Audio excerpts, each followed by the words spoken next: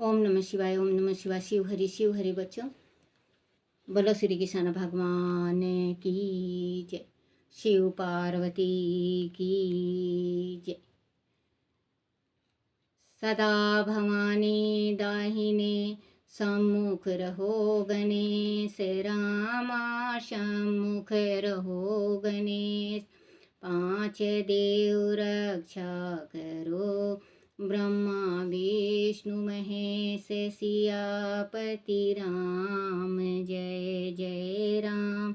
मेरो मन बसियो सीताराम, राम नगरिया राम के बसते गंगा तीर, रामा बसते सरयू तीर, रामा चौकी हनुमत वीर की, राम जी चौकी हनुमत वीर की।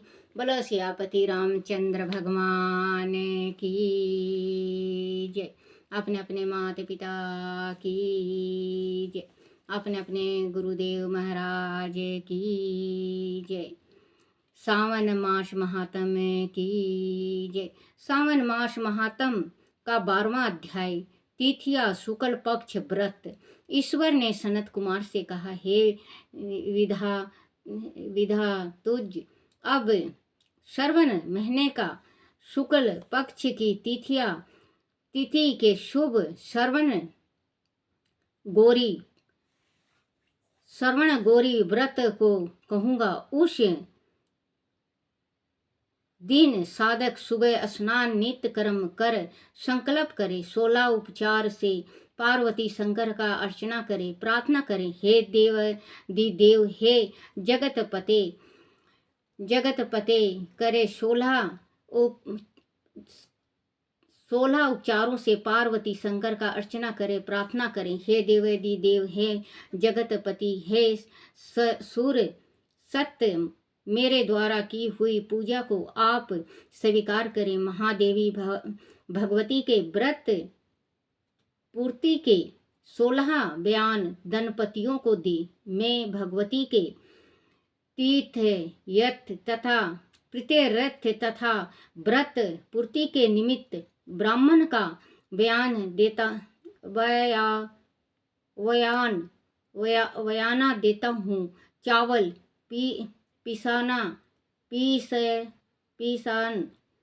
चावल पिसान से निर्मित 16 युक्त कर समपत्निक 16 ब्राह्मणों को बुलाकर कहें, मैं व्रत की संपूर्णता फल प्राप्त के लिए देता हूँ।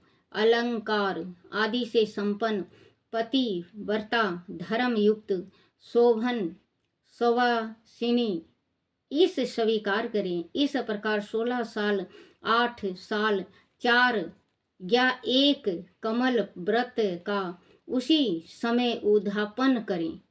यूं अर्चना की समाप्ति पर हाथ कथा श्रवण कर व्यास का अर्चना करें। सनत कुमार ने शिवजी से कहा, हे प्रभु, किसी ने इस व्रत को किए, इसका क्या महत्व है? उद्यापन इसका कैसे होगा? आप ये सब मुझसे कहें। ईश्वर ने कहा, हे सनत कुमार, पूर्व समय में सरस्वती नदी के किनारे सुवीला नाम प्रसिद्ध महानगरी थी। उसमें कुबेर के तुल्य चंद्र प्रभा नाम वाला राजा था। उसके रूप तथा लक्ष्य लव नित्य से युक्त सुदृश मुस्कान युक्त मनोहर कमल सुदर्शन नेत्र वाली महादेवी और दूसरी विशाला नाम वाली 2 रानियां थी। उसमें से राजा चंद्र प्रभा को जेठ महादेवी रानी अधिक प्रिय थी। एक दिन राजा शिकार की कामना से वन में गया। वह सिंह सरदूल 12 आराना भैंसा हाथी का शिकार कर प्यास से दुखी होकर राजा उस बड़े वन में घूमने लगा। राजा ने अप्सराओं को तालाब में देखा। उनके किनारे पर जाकर उस तालाब का उत्तम जल पान किया। अप्सरा गणों को भक्ति युक्त गौरी का अर्चना करते देख उन अप्सरा गणों से कमल नेत्र वाले राजा ने पूछा, आप यह क्या कर रही हैं? वह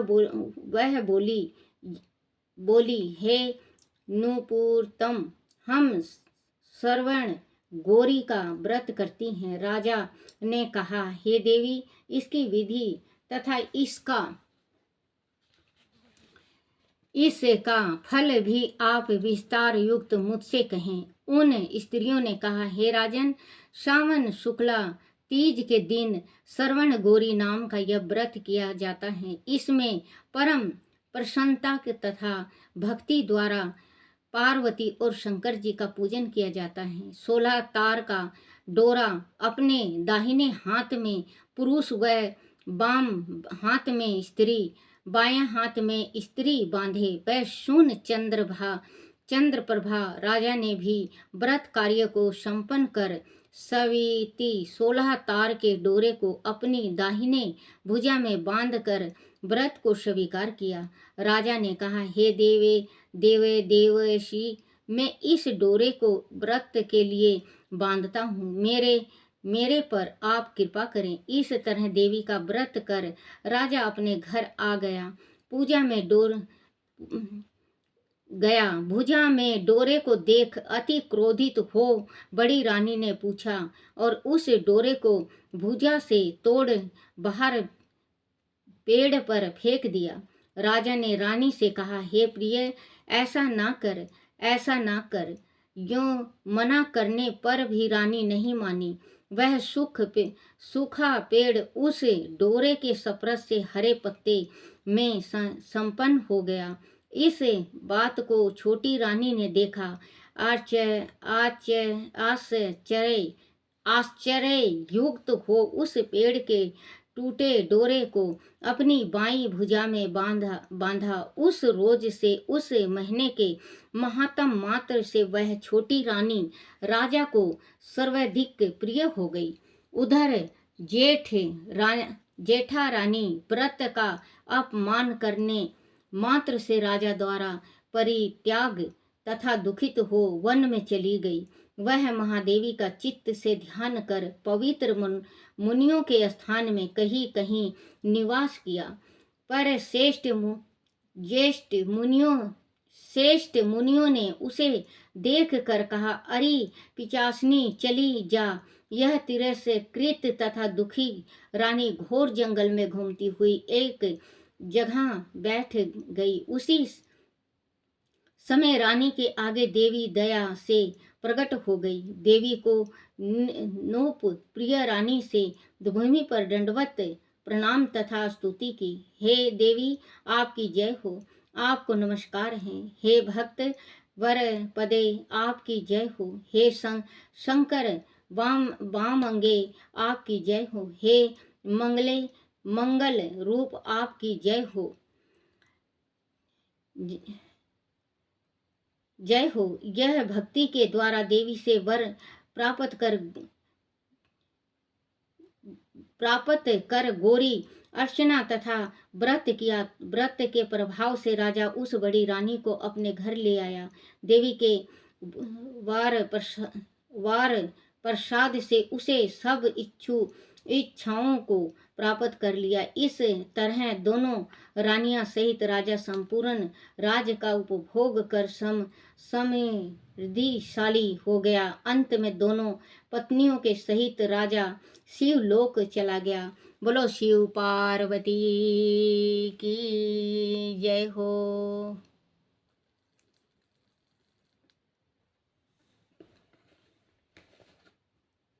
बोलो श्री कृष्ण भगवान की जय। श्री गीता जी ज्ञान कथा प्रारंभ। बोलो गीता माता की जय।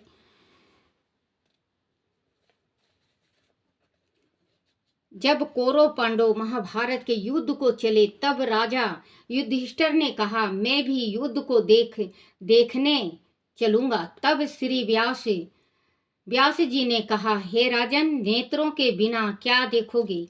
राजा धृतराष्ट्र ने कहा, देखूंगा नहीं तो श्रवण तो करूंगा। तब व्यास जी ने कहा, हे राजन, तुम्हारा सारथी संजय को कुछ महाभारत के युद्ध की लीला कुरुक्षेत्र में होगी, सो वह बैठे ही श्रवण करवाएगा।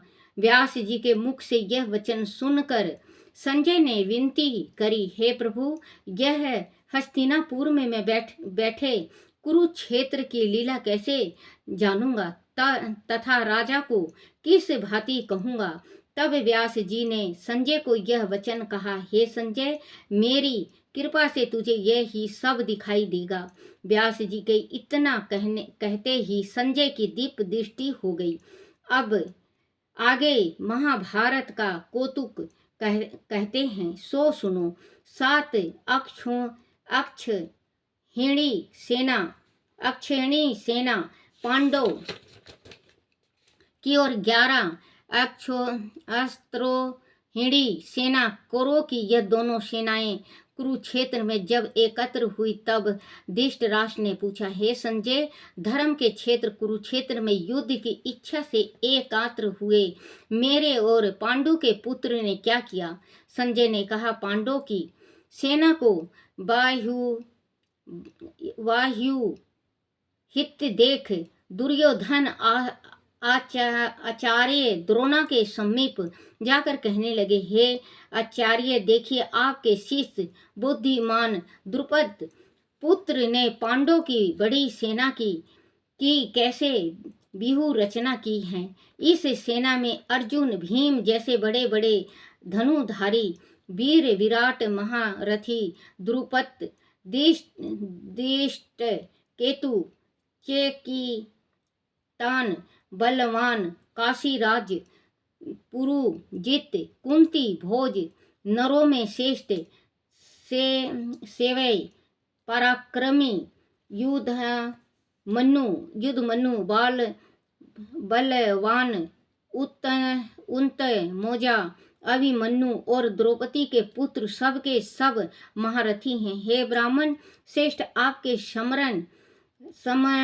समरथ अब मैं अपनी सेना के प्रधान सेनापतियों के नाम बताता हूँ। आप भीम, कर्ण, युद्ध, विजय, कृपाचार्य, अस्थामा, विकर्ण, सोमदत्त का पुत्र भूरिश्रवा और बहुत से शूरवीर मेरे लिए प्राण तक देने के लिए तैयार हैं। यह लोग शस्त्र चलाने में अति निपुण हैं। हमारी सेना जिसके भीम रक्षक हैं के पास अपरिमिति बल है, और उनकी सेना जिनके भीम रक्षक हैं थोड़ा बल है। अब आप सब अपने अपने मोर्चे पर सावधान रहकर सेनापति की रक्षा कीजिए। भीष्म पितामह ने दुर्योधन को प्रशंत करते हुए शंख बजाया। फिर वह चारों ओर शंख, नगाड़े, ढोल, गोमुख दी बाजे बजने लगे, जिनका बड़ा भयंकर शब्द हुआ, जिसके अनंतर श्री कृष्ण और पांडव अर्जुन ने दीप शंखों को बजाया। श्री कृष्ण ने 5 जय और अर्जुन ने भी देवदत्त नामक शंख को, और भीषण कर्म करने वाले भीम ने पौड़िक नाम बड़े शंख को बजाया। कुंती पुत्र राजा युधिष्ठिर ने अनंत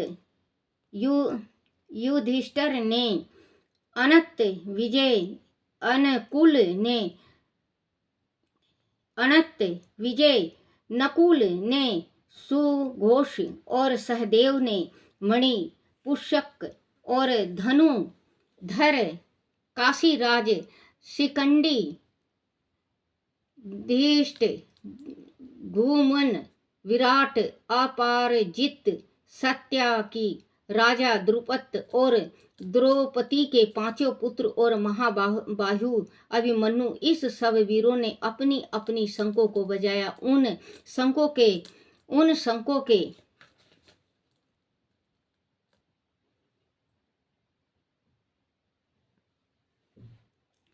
शंखों को बजाया। कुंती पुत्र राजा युधिष्ठिर ने अनंत विजय, नकुल ने सोगुष्ट और सहदेव ने मणि पुष्पक और धनुधर, काशीराज शिखंडी विराट अपारजित, सत्यकी राजा द्रुपद और द्रौपदी के 5 पुत्र और महाबाहु अभिमन्यु, इस सब वीरों ने अपने अपने शंखों को बजाया। उन शंखों के भारी शब्द से आकाश और पृथ्वी गूंज उठे और धृष्ट राष्ट्र के पुत्र के हृदय कांप उठे। धृतराष्ट्र के पुत्र के हृदय कांप उठे। हे राजन, अर्जुन ने कौरव को युद्ध के लिए प्रस्तुत देखकर धनुष उठाकर श्री कृष्ण से कहा कि हे अच्युत, मेरा रथ दोनों सेनाओं के बीच में खड़ा कीजिए, जिससे मैं युद्ध करने वालों को देख लूं कि इस रणभूमि में मुझे किन किन के साथ युद्ध करना चाहिए। बुद्धि दोबंदी दुर्योधन से प्रीति करने वाले जो युद्ध के लिए यह एकांतरित हुए हैं, उनको देखूंगा। संजय ने कहा, हे राजन, अर्जुन की बात सुनकर श्री कृष्ण ने भी भीष्म, द्रोण आदि वीरों के सामने उत्तम रथ को खड़ा करके कहा कि हे वीर, युद्ध के लिए अगत्य इन कौरव को देख लो। अर्जुन ने चाचा, बाबा, गुरु, मामा, भाई, पुत्र, पौत्र, मित्र, ससुर और सज्जनों को शस्त्रों से सुसज्जित खड़े देखा और उनसे इन दोनों सेनाओं में अपने ही सब बंधुओं को देखकर परम दयार्द होते हुए वह वचन कहे, हे श्री कृष्ण, युद्ध की इच्छा से आए हुए उन सब इन अपने बंधुओं को देख मेरे अंग ढीले हो जाते हैं और मुख सूखा जा रहा है, मेरा शरीर वेकल हो रहा है, गांडीव हाथ से गिरा जाता है। यह केशव मुझ में यह खड़े रहने की समर्थ नहीं है और सब लक्षण मैं उल्टे देख रहा हूँ और संग्राम में अपने सज्जनों का वध करके कोई लाभ नहीं होगा। हे श्री कृष्ण, मैं जीत राज और सुख भी नहीं चाहता हूँ। हे प्रभु, हमको राज भोग तथा जीवन से क्या काम है, क्योंकि जीवन के लिए राज भोग और सुख की इच्छा की जाती है। वह सब इस युद्ध में प्राण और धन की इच्छा छोड़ मरने को तैयार हैं और आचार्य, पिता, पुत्र, पितामह, माता, ससुर, पौत्र, साले और संबंधी, ये सब मुझे मारे तो भी है मधुसूदन, मैं इन्हें मारने की इच्छा नहीं रखूंगा। हे जनार्दन, धृतराष्ट्र के पुत्र को मारकर हमारा क्या भला होगा, इसीलिए हमें अपने भाई धृतराष्ट्र के पुत्र को मारना अनुचित है। हे माधव, स्वजनों को मारकर क्या हम सुखी हो सकते हैं? यह सब लोभ के वाशीभूत हैं और कुल का नाश करने तथा मित्र द्रोह करवाने में पाप को नहीं देखते। कुल नाश के दोष को जानते हुए भी हमको इस पातक से क्यों नहीं दूर रखना चाहिए। कुल का नाश होने से कुल के प्राचीन धर्म नष्ट हो जाते हैं, फिर धर्म नाश होने से कुल में पाप बढ़ता है। हे कृष्ण, पाप से कुल की स्त्रियां व्यभिचारिणी होती हैं, जिसके वरण शंकर संतान उत्पन्न होती है। वह वरण शंकर जिन्हें पुरुष ने कुल को नष्ट किया है, उनको तथा उस कुल को नरक में पहुंचाते हैं, क्योंकि श्रद्धा, तर्पण आदि बंद हो जाते हैं। वरण शंकर बनने वाले दोषों से कुल ध्वंस हो जाती है। धर्म और कुल धर्म निरंतर नाश होते हैं। हे जनार्दन, मैं बार बार सुना है कि कुल धर्म नष्ट होने से निश्चय ही नरक वास करना होता है। हाय, हम बड़ा पातक करने को तैयार हैं, जो राज के लोभ से सज्जनों को मारने की कोशिश कर रहे हैं। हे शास्त्रों को धारण किए हुए धृष्ट राष्ट्र के पुत्र आदि, मुझे शस्त्र रहित और उपायहीन का रणभूमि में वध कर डालें तो मेरा बहुत कल्याण हो। संजय ने कहा, हे राजन, यह कहकर दुखित होकर अर्जुन ने धनुष बाण फेंक दिया और रथ के पिछले भाग में जा बैठा। बोलो श्री कृष्ण भगवान की जय। गीता महात्म का पहला अध्याय। एक समय पार्वती जी ने पूछा, हे महादेव जी, किस ज्ञान के बल से आपके संसार के लोग शिव शंकर कहलाते पूजते हैं? मृगा छाल ओढ़े, अंग में शमशान की विभूति लगाए, गले में सर्प और मुंडों की माला पहने रहे हो, इसे में तो कोई पवित्र नहीं, फिर आप किस ज्ञान से पवित्र हो? वह कृपा करके कहिए। श्री महादेव जी बोले, हे प्रिय सुनो, गीता ज्ञान को हृदय में धारण करने से मैं पवित्र हूँ और उस ज्ञान से मुझे 12 कर्म व्यापते नहीं। तब पार्वती जी ने कहा, हे भगवान, जिसे गीता के ज्ञान की आप ऐसी स्तुति करते हैं, उनके श्रवण करने से कोई कृतार्थ भी हुआ है? तब महादेव जी ने कहा, इस ज्ञान को सुनकर बहुत से जीव कृतरथ हुए हैं और आगे भी होंगे। मैं तुमको एक पुरातन कथा कहता हूँ, तुम श्रवण करो। एक समय पताल लोक में शेषनाग की सैया पर श्री नारायण जी नैन मूंद कर अपने आनंद में मगन थे। उस समय भगवान के चरण दबाती हुई श्री लक्ष्मी जी ने पूछा, हे प्रभु, निद्रा और आलस उन पुरुषों को व्यापता है जो जीव तामसी हैं, फिर आप तो तीनों गुणों से अतीत हो। आप जो नेत्र मूंद रहे हो वह मुझको बड़ा आश्चर्य है। श्री नारायण जी बोले, हे लक्ष्मी, मुझको निंद्रा आलस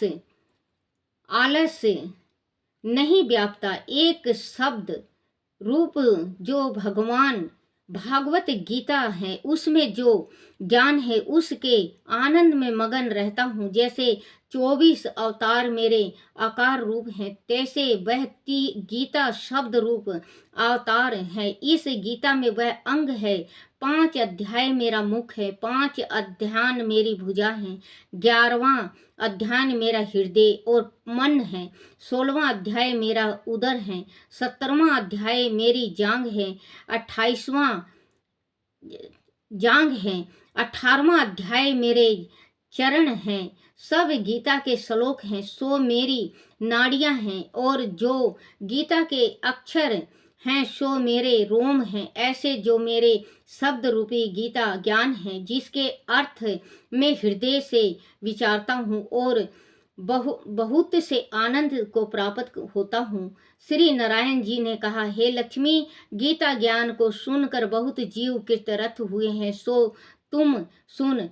शूद्र वर्ण एक प्राणी था जो चंडालों के कर्म करता था और तेल लवण का व्यापार करता था। उसने बकरी पाली। एक दिन वह बकरी चराने को वन में गया और वृक्ष के पत्ते तोड़ने लगा। वह सर्प ने उसे डस लिया, जिससे तत्काल उसके प्राण निकल गए।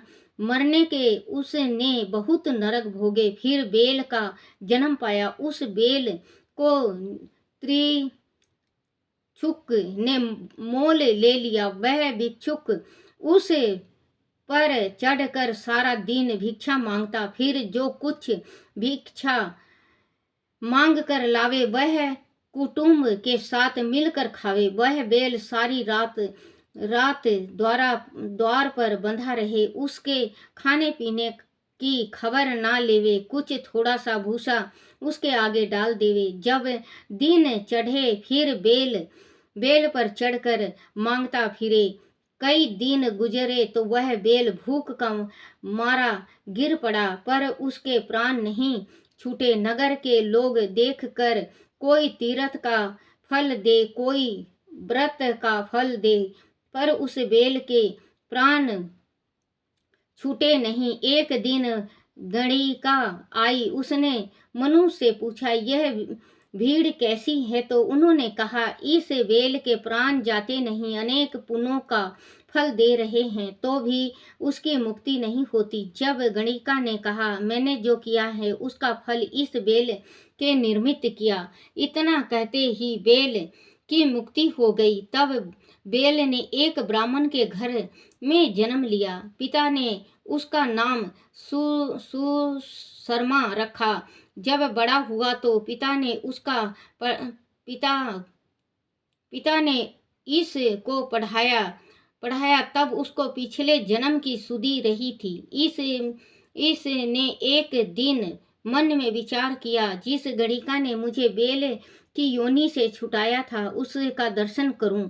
विप्र मन में विचार किया, चलता चलता गणिका के पास घर गया और कहा, तू मुझे पहचानती है? गणिका ने कहा, मैं नहीं पहचानती, तू कौन है? मेरी तेरी क्या पहचान? तू विप्र और मैं वेश्या।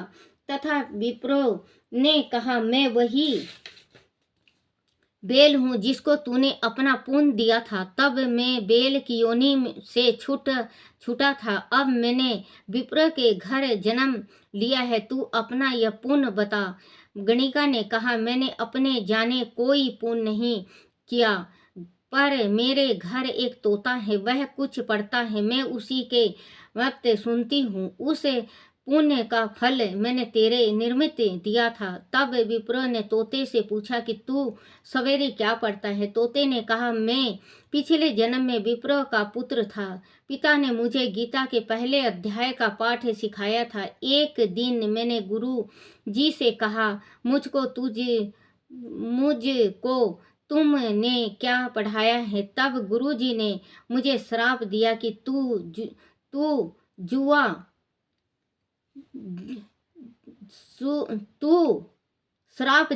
तू सुआ हो जा। तब मैं सुआ हुआ। एक दिन फंदक ने मुझे पकड़ लिया। एक विप्र ने मुझे मोल लिया।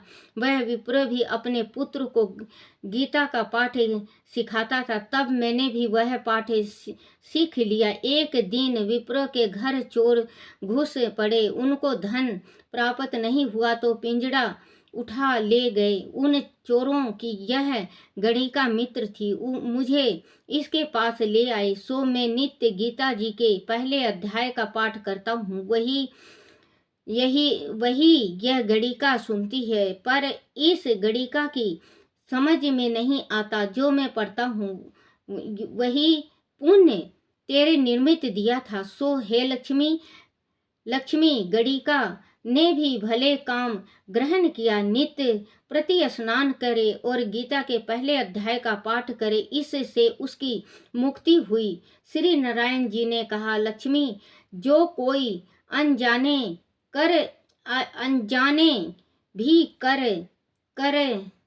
भी गीता का पाठ करे, यह श्रवण करे, उसको भी मुक्ति मिलती है। बोलो श्री गीता माता की जय।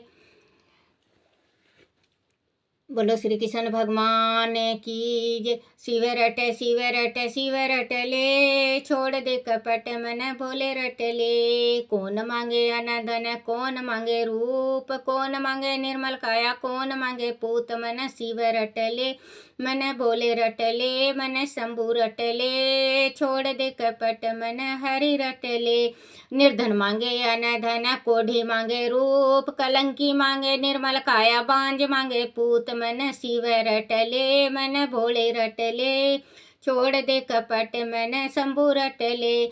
आकड़िया का साग बनाया, बेंगड़िया की रोटी, धतूरे की चटनी बनाई, जिमो भोलेनाथ। मन शिव रट ले, मन भोले रट ले, मन शंभु रट ले। छोड़ दे कपट मन भोले रट ले। बोलो श्री कृष्ण भगवान की जय। बोलो मेरे शिव पार्वती की जय हो। हे मेरे शिव भोले, हे मेरे शिव भोले, मेरे से कोई भूल चूक हो गई हो, मेरे से कोई गलती हो जाए मेरे शिव भोले, मुझे माफ़ करना, मुझे माफ़ करना, मुझे माफ़ कर, क्षमा करना, क्षमा करना, क्षमा करना, सुख शांति देना, जगत को सुख शांति दो। हे मेरे शिव भोले, सभी की मनोकामना पूर्ण करना। हर हर भोले, बम बम भोले, बम बम भोले। अपने अपने गुरुदेव महाराज की जय हो।